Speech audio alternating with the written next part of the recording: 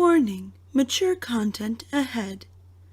You are now entering the Atomic Nerd Alert.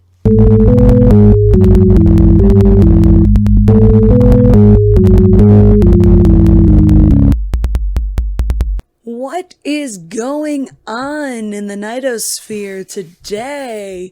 It is I, your Dorkasaur, your overlord of weirdos, Jordan, and I am here again with the ever constructive Holly. Constructive. Yes, there's the elusive Christina, and you give like at least some sort of constructive feedback versus the Christina who's been MIA since like episode 3 of the first season. Yeah, I would have to agree. But she's, like we said in the last episode, she's out being one of those BAMFs, helping people. We'll try to get her back on the podcast. Yeah. We'll also try to get my other awesome sib, the non-binosaur, Chris with a Y. Yeah, I like that. The non-binosaur. Yeah, of the Dorkasaur army, they're the non-binosaur.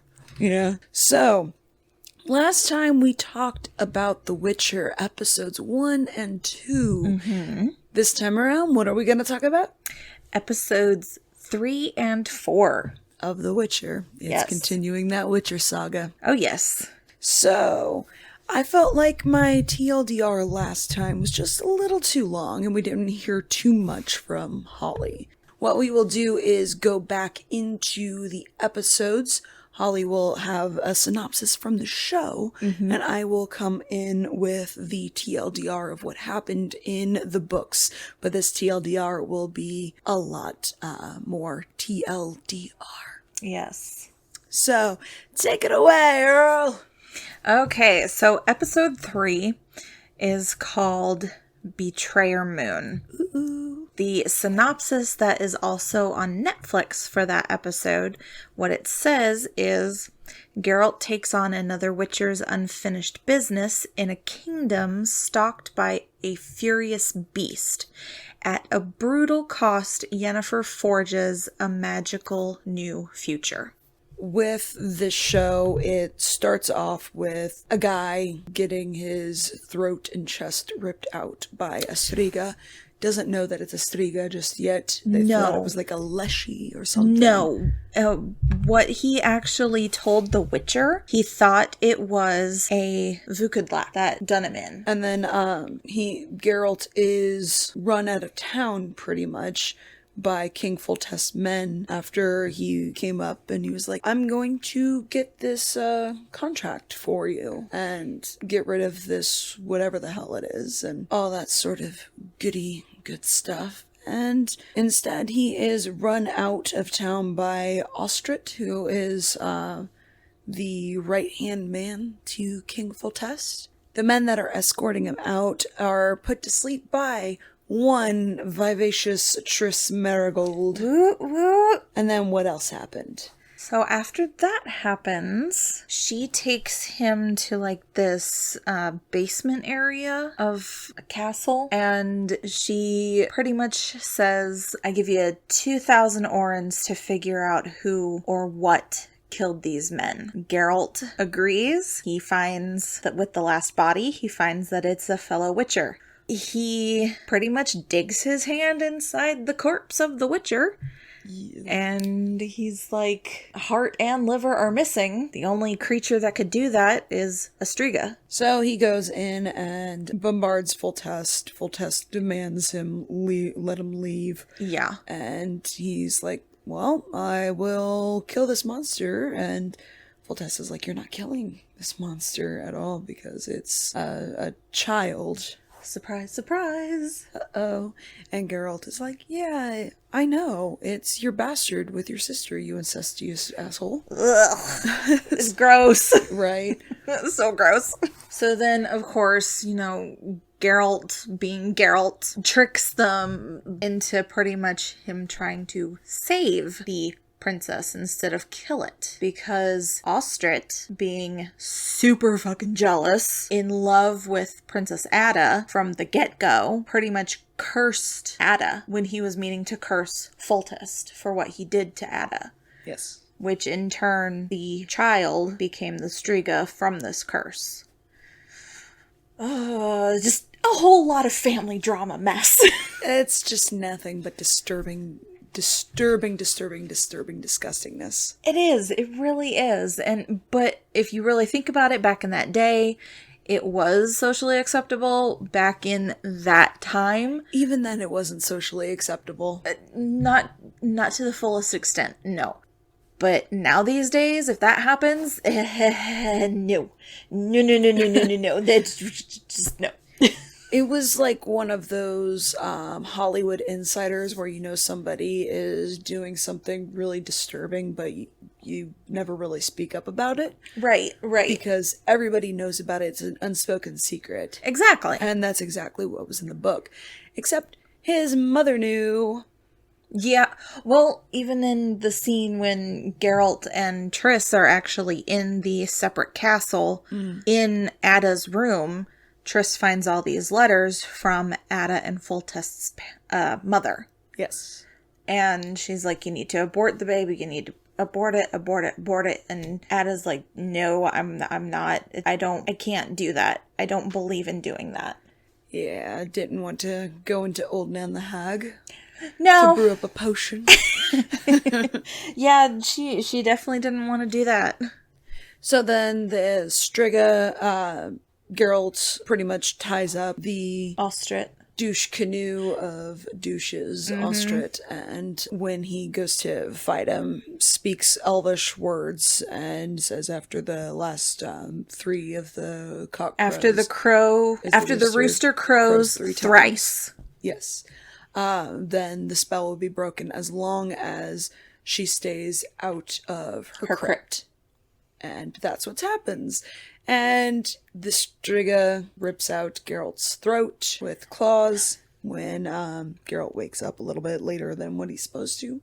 And he wakes up a couple days later with a Triss Marigold with mending the his chestnut wounds. locks of just bouncy vivaciousness. Like right up in his face. Her curls, man. Yeah. Those are like, those curls are some of these dreams that women these days want as far as curly hair. Like, it's gorgeous. Then there's also the transformation with Yen in the episode. We'll get a little bit into that just a little later. So far with that story with the book, it was in The Last Wish, known as The Witcher. It's the first time we see him. So instead of this kid getting ripped apart and everything, it was Geralt ripping a bunch of people apart. He killed 3 people in a tavern because they got into his face and were trying to pick a fight with him. So never pick a fight with a Witcher. Right. Never pick a fight with a Witcher. Because of that, this guy, I believe his name is Velerod, came with a bunch of men after there was like screaming and a lot of women clutching their babes and purses and diving under tables and such. After that, he was imprisoned and Geralt was given an ultimatum of give penance for what you've done. I'll throw you in the dungeon, or you can work for us. And when he wanted to work for them, it was about killing the Striga that has been stuck in the old Palace of Isom. Geralt took on the contract, of course, because Witcher work. Exactly. And he was brought before King Foltest. Now, something that was like really big, that was different with the casting.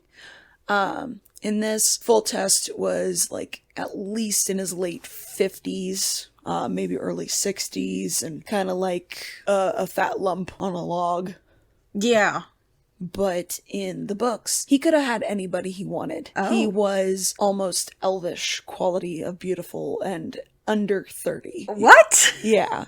So it's one that he literally could have had anybody that he wanted if he wanted anybody at all. But he chose his sister? He fell for his sister. And that was what Velarad was saying was, hey, you need to kill this bastard because it's a Striga. Ripped apart Ada when it was being birthed. It was birthed a Striga. It literally dug ripped itself out. its way out. Like it was from Alien, that alien scene. Oh, yeah, it gross. was one of those. It was incredibly visceral. When he was in front of Foltest is like, you're not killing my child. This is my kid. Save her. So he admitted to it. Yes, he admitted to it in front of the Witcher and his advisors, Ostrit, and there was another guy, Velarad, and I forget what his other guy's name was. But after he was given the contract, Triss was never in it.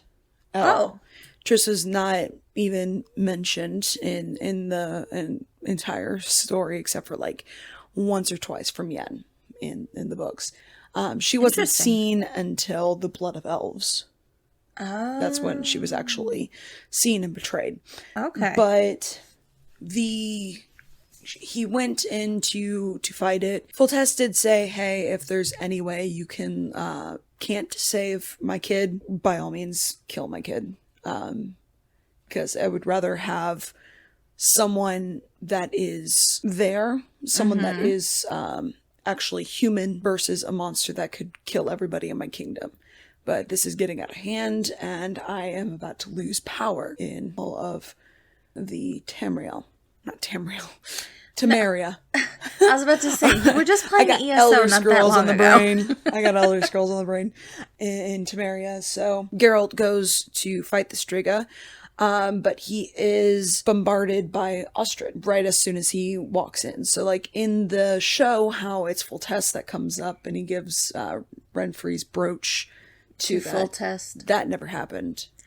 Oh. It was Ostrid that is like, I'm going to kill you if you don't leave. Here's a purse. Just leave it as is. Geralt's like, something's fishy up in here. I don't know what it is just yet. But I'm gonna find out. He, like, dodged under Ostrid's blade. He didn't want to, like, do anything to, he didn't want to do anything that would cause even more pain and suffering on his part to fight the Striga, so he just, like, knocked him out. Next thing Ostrid knows is it's 3 hours until daybreak. He's tied up, and Geralt is taking all these potions, and he reveals, I was in love with Ada. I don't want you to kill this kid. I just want Foltest out of power. He needs to pay for what he's done. But he didn't know if it was him or Foltest's mother that actually cursed Ada, because she was so against it from the get-go, but they were it since they were like 14. It was just incestuous and disgusting. But again, it was something that everybody knew, but nobody really wanted to say anything because that's their king. And exactly. He could if you easily speak kill out everybody. about the king, you're gonna get the axe. But the fight sequence for it is pretty damn spot on with the show. Honestly, it's also like pretty spot on, almost shot for shot with the CD Projekt Red opener for the first Witcher game. For the cinematic, it's almost completely spot on. The only difference is the Striga does have the long red hair, but it is a little bit bigger than what everybody is expecting. In the show, it's just like this weird, skinny ass creature, but no, it's like 4, 5, 6 times bigger than that. It starts off as like something that small, like a little baby in a way, but it's not really a baby. It's not like a botchling or something like that. It's just like half size, like half a human size, like a dwarf size or something. Okay. And then once it starts getting agitated and fighting, it starts growing and growing and growing. And that's what they didn't really portray well with that, but the CD Projekt Red did with their cinematic. Yeah. The way Geralt got slashed in the neck, that also happened. But Geralt also almost bit the hell out of the Striga after she transformed back into a human. Right. He clutched on with his teeth in her artery on her neck and almost ripped that out like a kill for a kill, because he wasn't entirely sure. Velarad found him. And he let him sleep for like 2 days and made sure that he was out of the woods. It wasn't Tress Marigold at all. There was coin for him, and the kid was back to being a kid, but she had the mind of like a 2-year-old, which is going to happen because she was pretty much, it's the raised by wolves situation. Gotcha. But she was turned back into a human, and they were sending her out to get some help. Geralt left after the 2 days and went to Archpriestess Neneka, Mother Neneka, who I absolutely adore. She is the Archpriestess in the Temple of Melitele in Nalander. And that was pretty much the TLDR of the Witcher. The opening. Yeah, of the opening. Okay. And then Yenna's story is still completely fabricated with that. She was... It's just what was told, pretty much. So why don't you talk a little bit about, in the show, what Yenna's transformation was all about? Where do I begin?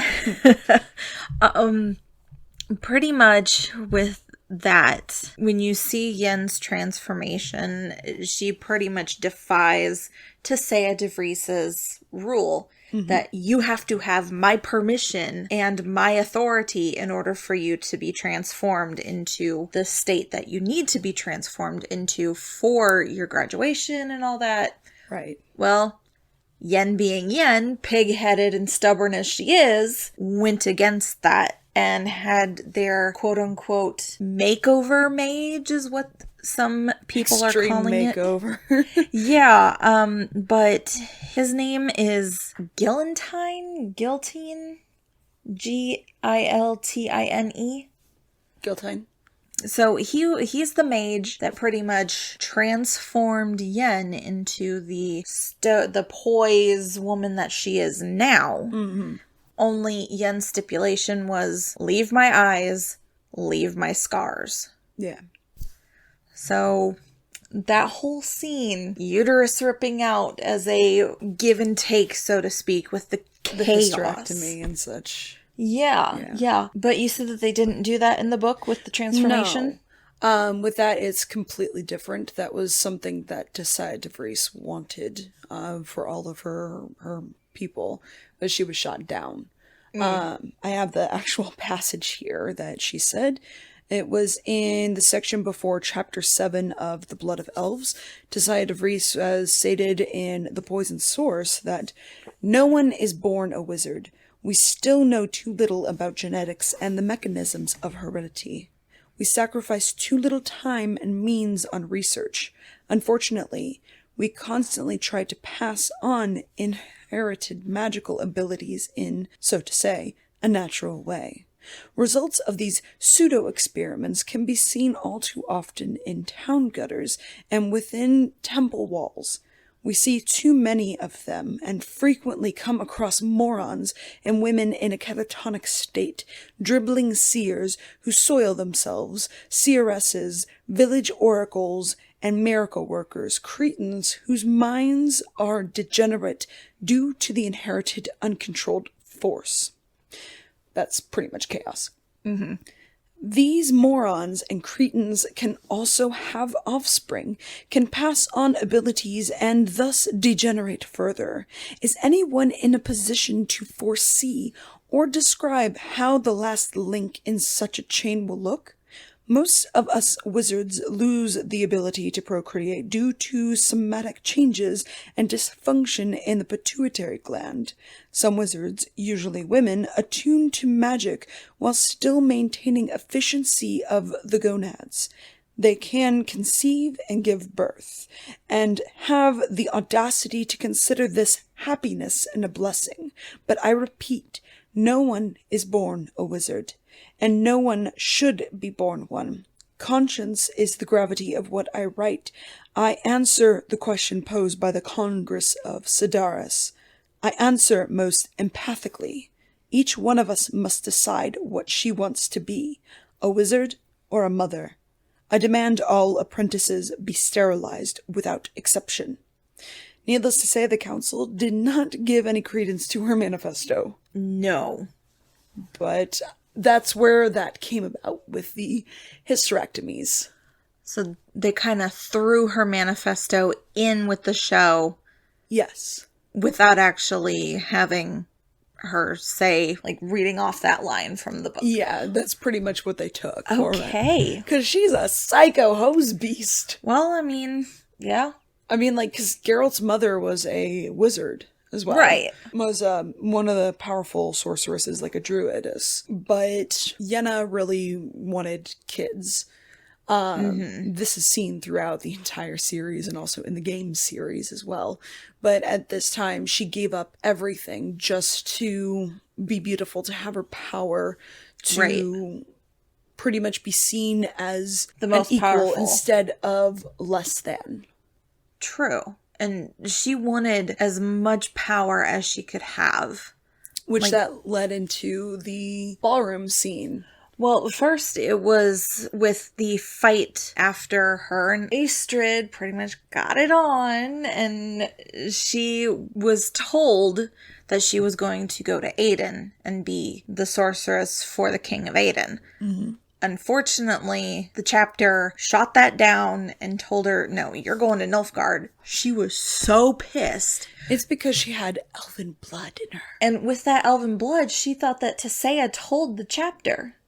It wasn't Tissaia. Strigobor did! Fucking idiot! It's because Istred was told he can continue the relationship as long as he spies on the girls of Aretuza and pretty much in vice versa. In turn, exactly. So Yen thought that Tissaia told the chapter, and Tissaia's like, I did not. Find out who did. She ended up finding out that Istrid told her, and they had this big old fight, and it led to Yen going to the makeover mage to have the transformation done. But the scenes cutting back and forth between Geralt's fight with the Striga to keep her from keeping the Striga from returning to her crypt, to Yen's transformation and the spell that he's saying for that transformation, that's just movie magic right there. It's perfect. It was a nice contrast between the two of the princess's transformation back into being a human, and pretty much like the two sides of the monsters becoming human again. Yes. So that was like a nice contrast where it kept cutting back and forth with how visceral it was, with the violence of the fight choreo. Beautiful. Between that and then also the torture of Yen not taking any of the herbs. Any epidurals, anything to numb or dull the pain in the senses of the transformation. She wanted to endure that pain because she wanted to feel it. She said that she wants to be the most powerful sorceress there is. Yeah, so defying Tissaia was a huge step in that direction of carving her own path. Which was something that is seen throughout the series with the now when she's with Ciri and Geralt. Right. That'll come like in the next season and such. But between those two, like just the cutting back and forth, how visceral and degrading it was as well. Right. Like it wasn't just degrading, but it was also empowering. So it was very interesting back and forth with that. I agree. But when she comes out completely debuting the new her. And then becomes the sorceress of Adarn. That was awesome. But Fringilla was like, why do I have to go to Nilfgaard? That's something that definitely irked me because she is Nilfgaardian. She's the cousin of Amir Var Emrys, Emperor of... Originally from Nilfgaard anyway. Exactly. So... like I said in the first one, I can understand why they have that to demonstrate the Lodge of Sorceresses and the backstabbing and the cunning that comes along with the sorceress of the Lodge of Sorceresses. Right. But that was one, I'm like, that's not Fringilla. That one irked me just a little bit. No, the whole upset that Yen upstaged her like Yeah. that. That's not really who she is from what you've been telling me about her in the books. Fringilla is pretty much just like Yen, only just a little bit more of a spoiled brat. Okay, I can see that. Yeah. So that was one with the book differentiation. Like with the adaptation, it's fine when they're trying to demonstrate like the beginning of the Lodge of Sorceresses and the cunning and cutthroatness of all of these ladies, how they pretty much betray each other, but they need each other, so they forge into one because they're not going to be upstaged by any man later on, but by upstaging themselves. How, like, that's something that was, like, very prominent that I can appreciate, but I'm still a little not too keen on because she's Nilfgaardian. Come on.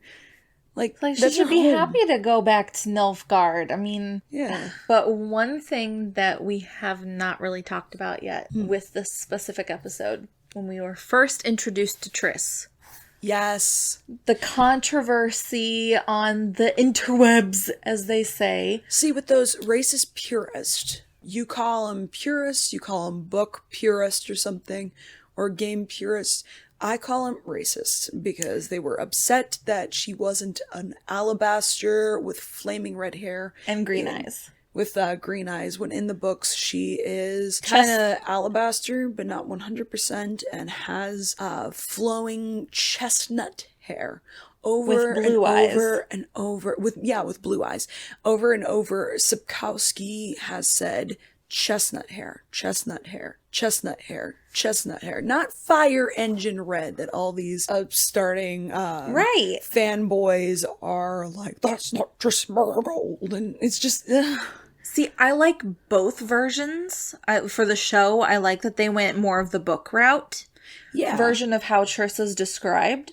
And then with the non-traditional casting as well, because there's black people and there's mixed black people that are in freaking Poland. And, like, it's not like black people don't exist in Poland. Right. Like, and I just love the actress playing Triss.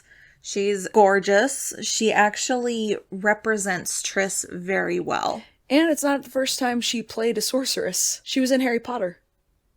Oh my god, she wasn't she? Yeah.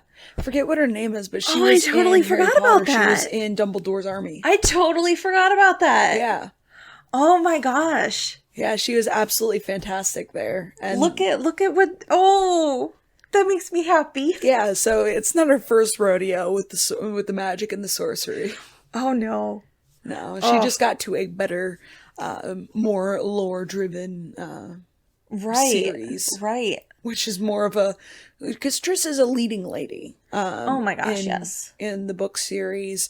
Because nobody's really a leading lady in the book series. Right. Except for maybe Ciri and Yen, because they dwell on them more, but they dwell on Triss just as much. Oh my gosh. They do that just as much as Yare, just as much as Yaskir, just as much as Geralt, just as much as Amir, like even Neneka and her ladies like Iola as well, which in this one the whore that Geralt was with in the beginning was Iola in Neneka's that was one of Neneka's priestesses. Interesting. So we're gonna move on to episode 2. You mean episode 4? Yes.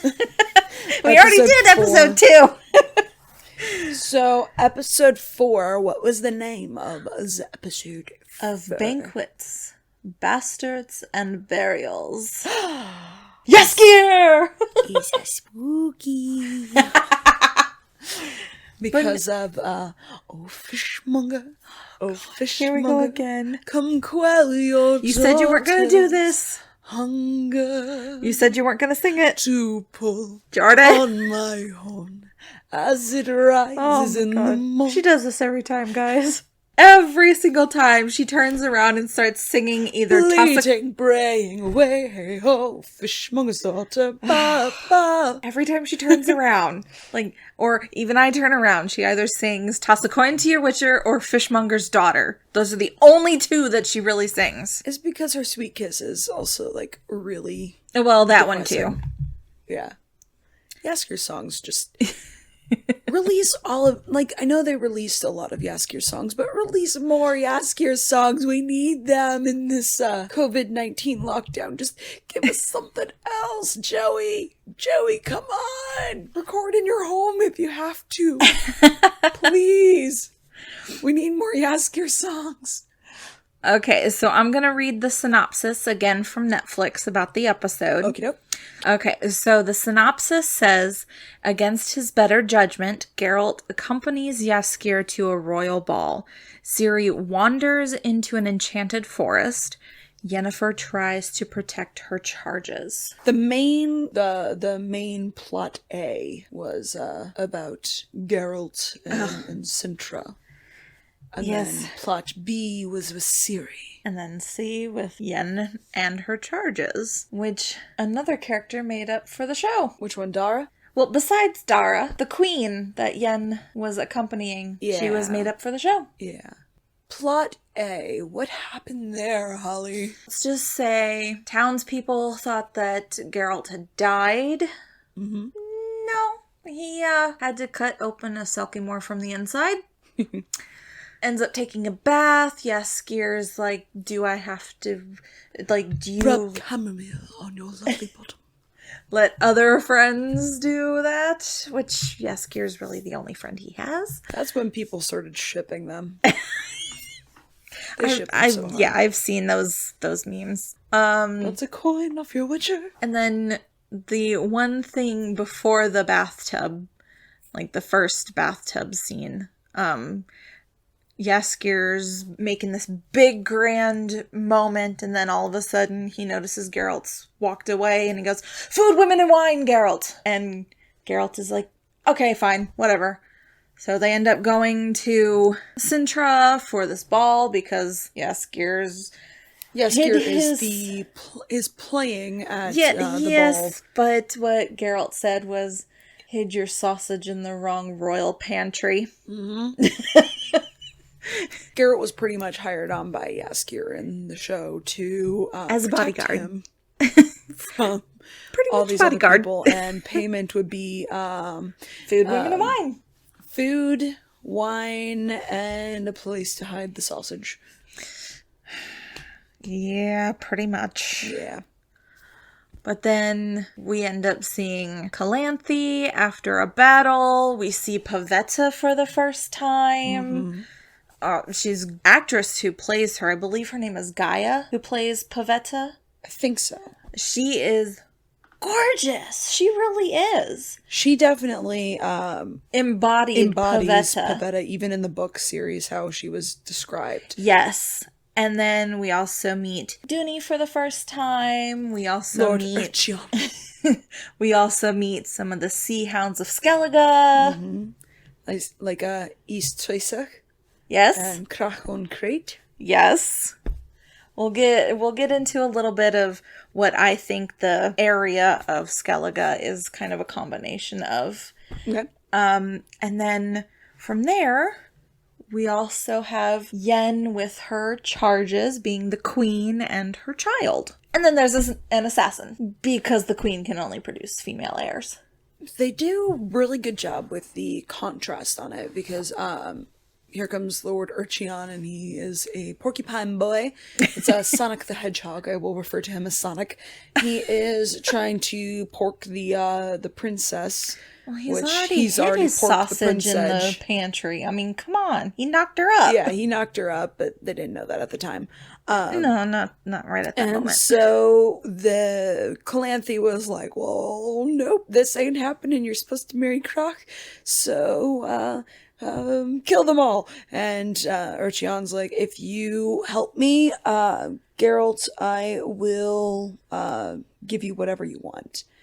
Because he already was the lead in the Child's Prize. he called upon the child surprise after saving Pavetta's father. And then they fought, and Pavetta demonstrated the power of the Elder Blood.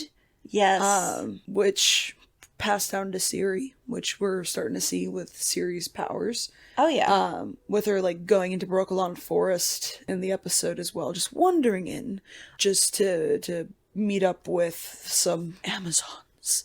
Pretty much. And then they let her go.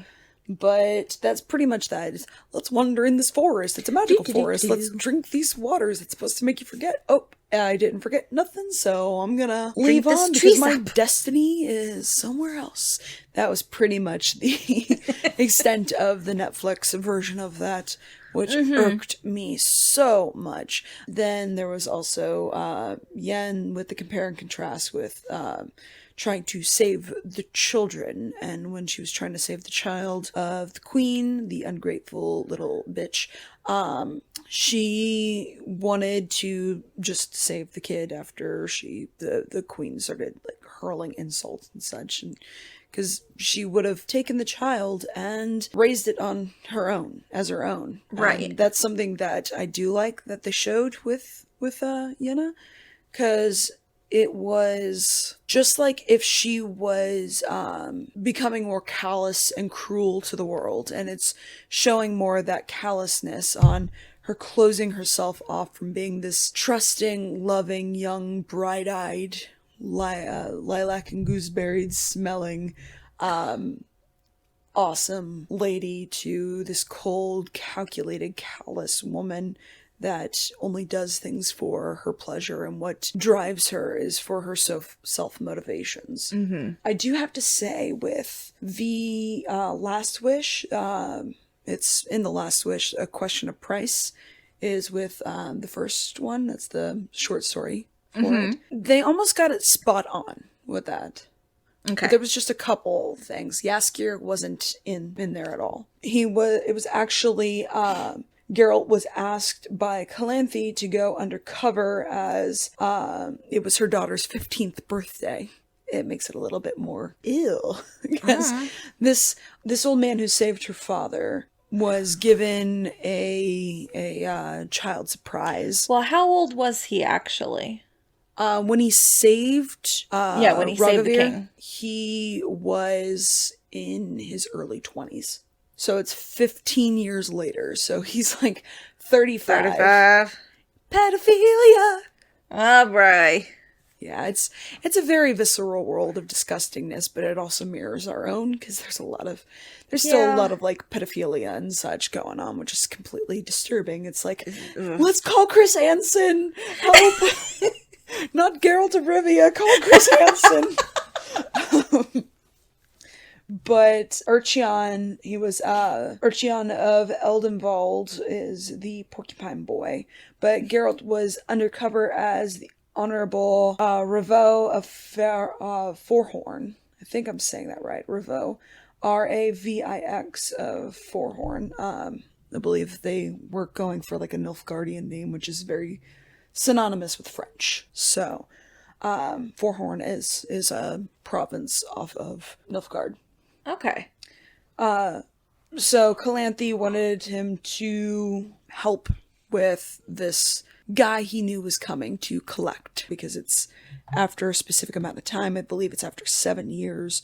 You can go back for your child surprise or your law of surprise, which the law of surprise is when someone saves someone's life, they have a life debt, and they are asked if they want to have a child. Not a child. It's something that they don't know when they return back that they'll find. So could be anything from like more grain. It could be like a litter of kittens, a new horse that they didn't know was waiting for them, or a child.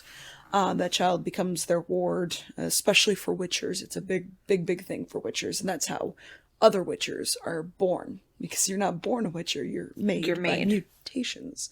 In that, Dunny, as his nickname is, he is asking Geralt to save him. Porcupine Boy, Mr. Sonic. Sonic's like, gotta go fast! Come on, Geralt, save me! Oh my god. It should have been a Chris Hansen thing with Calanthe going, no! But he offered Geralt anything he wanted, and you have to ask that twice. Geralt's like, do you mean what you say? Anything I want. And he said, yes, I'll give you anything you want to save me. So Geralt started fighting with them, and Pavetta was upset by it. She ran to Dinny, started turning everything all topsy-turvy, and Mousak and Geralt calmed everybody down. They ended up getting married directly at the party as well, after Calanthe's like, okay, so this is the child's prize. If I don't give the child's prize away, bad juju will happen. Yes. Because it was already starting to happen. Bad juju.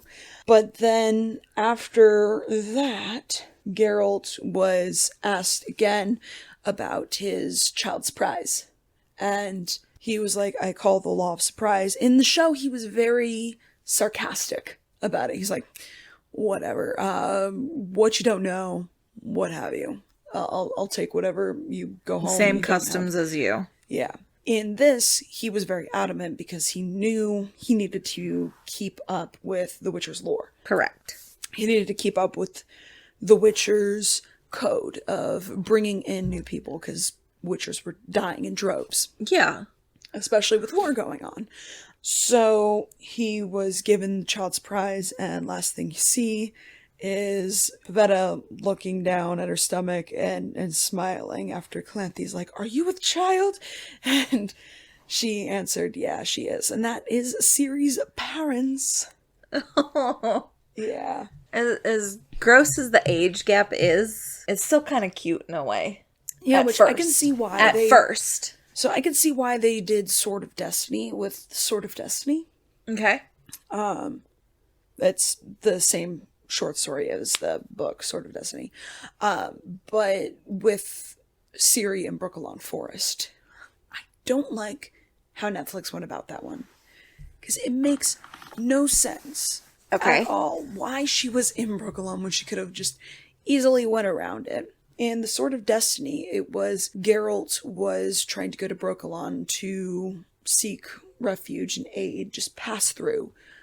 Because there was fighting on both sides of where he was trying to go. Right. So if you wanted to go straight through, it's a shorter cut. He's been there before. They already know him, so it's no big deal. He finds a bunch of dudes that are lying dead, because the druidesses of Brooklyn Forest would shoot arrows, one as a warning, one directly in the eyes. They were like the best marksmen ever made. Ever created. But he found a guy named Frexinet that was wounded. And Frexinet was in Calanthe's charge. Okay.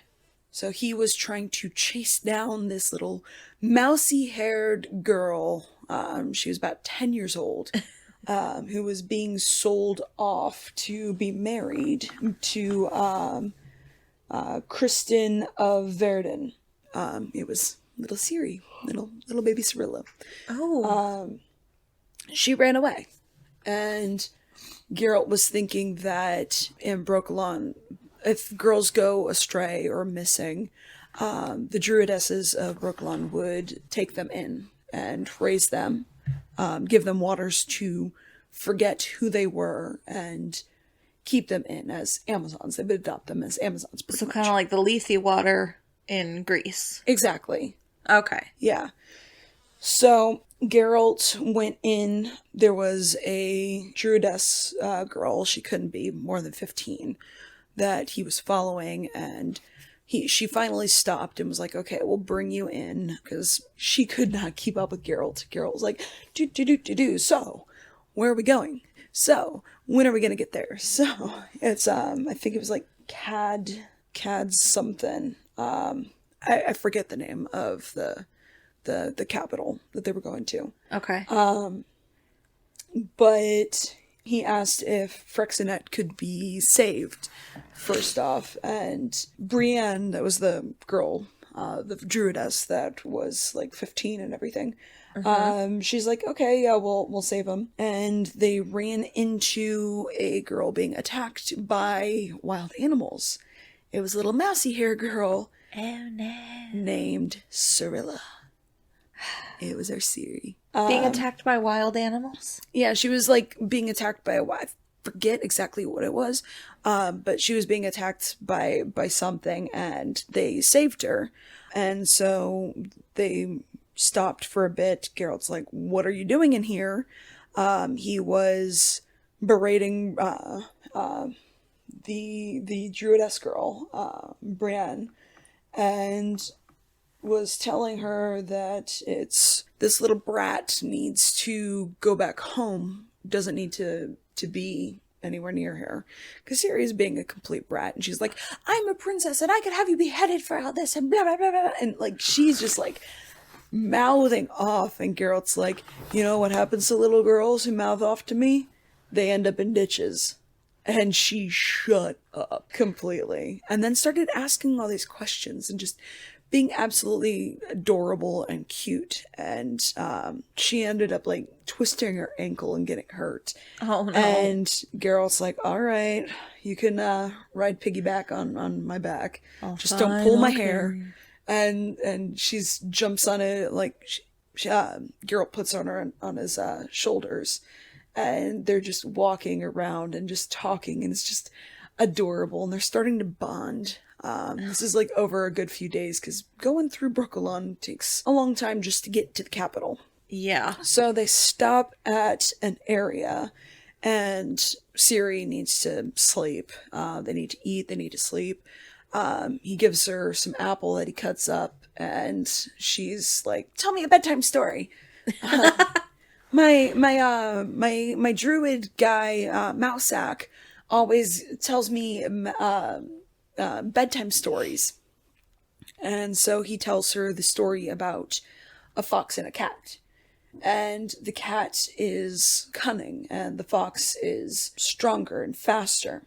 But there's a bunch of hounds and hunters after them. The fox gets captured, but the cat does not, because the cat is smart and runs up a tree. At first, it doesn't make sense why he tells her that story, but she falls asleep after Geralt pretty much warms her up and cuddles her just to fall asleep. So he's already starting dad duties before he even knows it. Well, yeah. He doesn't really realize that this is his child's surprise at all. So they get to the capital, and the main lady, I forget what her name is, but the head of the druids are like, she is ours now. Before they went into the capital, they blindfolded Geralt, and Ciri wasn't blindfolded, which was a big tell to Geralt, that she was going to stay there. Like, that's why she was able to... They blindfolded him, but not her. Because they were going to keep her. And no man is allowed in there except for the Gwynblade, which is a white wolf. Uh-huh. So the only male allowed in is a white wolf. The only ones that are really allowed in are witchers. And they didn't know he was Witcher. No, they knew him from beforehand. That's why he was allowed in Brooklyn. Because he's already been there a good few times. Amazons! Yeah. because he's a neutral party, and he's not trying to kill them or take over he's not their... trying to take their land. Okay. He's not trying to go for one party or the other. With Gotcha. this, when he was going in, it was because he was on a contract for one of the kings saying, hey, you need to, we'll help you out. And he was just like, all right, I'll just tell him while I'm going through the shortcut. But he was, when they were taken in, they already gave Ciri the waters to forget who she was. But it didn't work on her? It didn't work at all.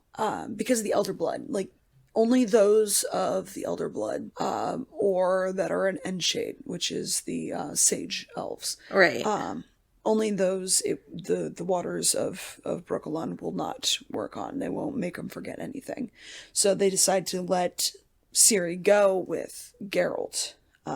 after they refuse the proposition from the kingdom. So Geralt's like, no sweat off my back. We'll go back. I'll take you to your charge. We'll go back to the kingdom that you ran away from. And Ciri's like, no, you're not taking me back there. Take me to Mousesack or something. He's got to be worried about me. So they're just like riding along pickaback, and there's like some sort of boar or something attack, and Ciri climbs up the tree like a cat. And it's she was like, Geralt's like, why didn't you run? And he was like, it's because the cat thing. But they're talking and being cute, and she's leading him by the hand and everything, going back to Mousesack. And Mousesack is like, Geralt, I haven't seen you since the last plague. Which is pretty funny because they did that in the show too. Yeah. And then also that, Geralt, I haven't seen you since the wedding of Duny and Pavetta. And he realized, oh crap, this is my child surprise, because Mousesack's like, hey, I will cover for you. I will let Queen Calanthe know, and I will take all the heat if you want to take your child surprise, because by all right, she is yours. And he's like, I'm not going to do that. Just let her sleep. And Mousesack's like, I can't by any reason see why you would want to not. Her parents were killed in a crash, a boat accident off of the Isles of Skellige. And she only ever fell asleep whenever you cuddled her and talked to her and just held her hand and made her feel safe and was pretty much daddy duties. Right. She only ever felt safe with him. And he's like, well, I just need to go. And so Mousesack's like, all right, go then. You can't come back, but if you choose to, I can't stop you either. I just don't know what bad omens are going to happen because you refuse your child surprise right now.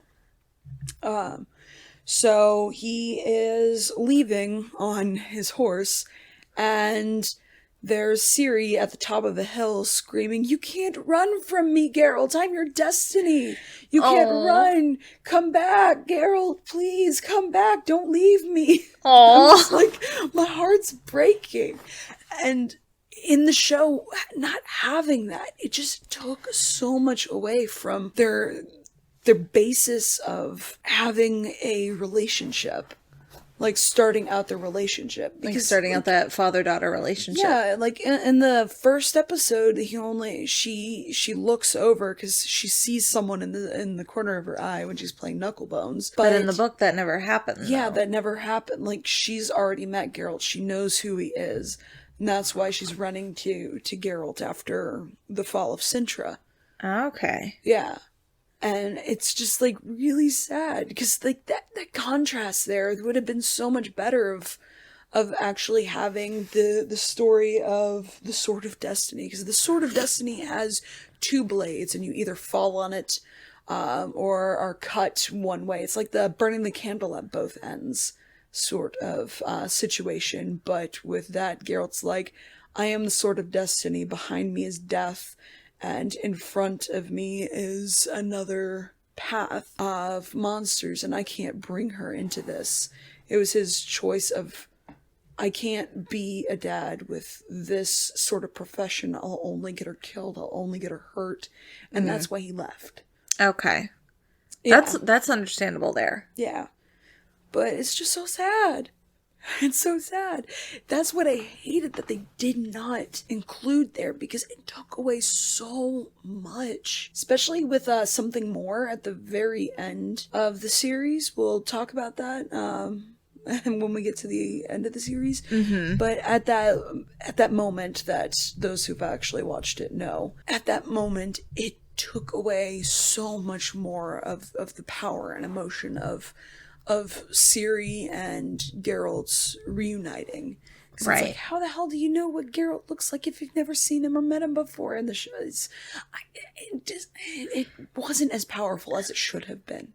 No, and I do agree with that, but we'll get into that topic in the next couple episodes. So, what are your thoughts on the episode then? Hearing what the book was like to this. Well, what I do like is with the wedding scene, I do like how they kind of threw the Beauty and the Beast aspect in there, where Duny is the beast, Pavetta is the beauty, and then spell breaks at their wedding. It felt a little bit more Shrek to me, even though Shrek wasn't written at that time. No. It did have a little bit of Beauty and the Beast, but it wasn't like a Novellan sort of strong Beauty and the Beast. No. I mean, it was like a Disney Beauty and the Beast, not a... Yeah. Not like the true story of Beauty and the Beast. It was, I agree, it was more like the Disney version. And then, like I was saying about what I think Skellige is compared to.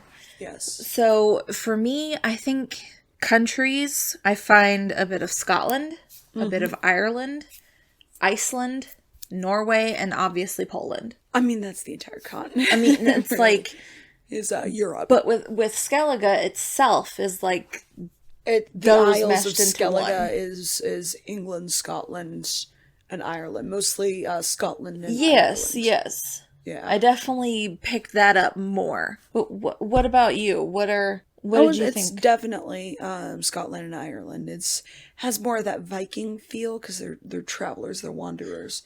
But they also don't take too kindly to people on the continent. And where Sintra is located is off the coast before a little bit of across the pond from like where England is to Ireland.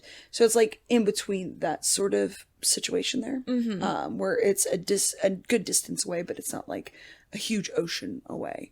So Sintra is like the port of where the continent is before you hit up with Skellige. Right. And the fight scene. What did you think of that? Which one?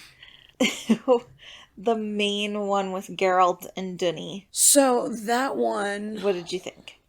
That one, I was excited that it was very similar to what was described in the book with their fight. Mm-hmm.